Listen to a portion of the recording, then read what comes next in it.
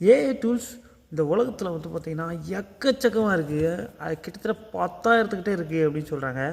ஆனால் அந்த AI tools எல்லாமே வந்து பார்த்திங்கன்னா எல்லாம் தனித்துவமானது அப்படின்னு சொல்ல முடியாது. ஒவ்வொன்றும் ஒரு சில ஏஐஸை தான் சார்ந்திருக்கு.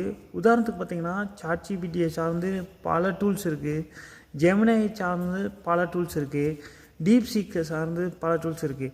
இவங்களாம் இப்போ மேக்ஸிமம் வந்து பார்த்திங்கன்னா சாட்ஜிபிடியை சார்ந்து தான் எல்லா டூல்ஸுமே இருக்கும். சாட்ஜிபிடியில் வந்து பார்த்திங்கன்னா நிறைய ஏபிஐ கொடுத்துருவாங்க. அந்த ஏபிஐ வச்சு நீங்களே ஒரு ஏஐ டூல்ஸை வந்து உருவாக்கலாம். அந்த ஏஐ டூல்ஸில் வந்து நீங்கள் சொல்லிக் கொடுக்கணும். இந்த ஏபிஐ வச்சு நீங்கள் உருவாக்குற டூல் என்ன செய்யணும் அப்படிங்கிறத நீங்கள் வந்து ரெடி பண்ணலாம். அந்தளவுக்கு வந்து இந்த ஏஐ டெக்னாலஜி டெவலப் ஆகிருக்கு. எல்லாமே வந்து ஏபிஐ தாங்க. ஏபிஐ வந்து பார்த்திங்கன்னா மேக்ஸிமம் பெரிய பெரிய கம்பெனிஸ் தான் இருக்கும்.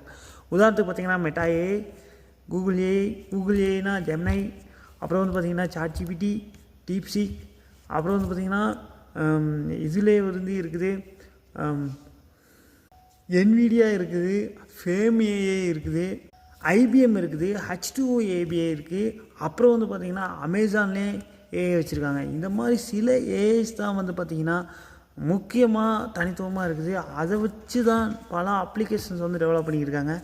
அதுவே வந்து பார்த்திங்கன்னா நீங்களும் ஒரு ஏபிஐ வச்சு வந்து பார்த்திங்கன்னா ஒரு அப்ளிகேஷன் சூப்பராக டெவலப் பண்ணலாம். இதை வந்து மைண்டில் வச்சுக்கோங்க.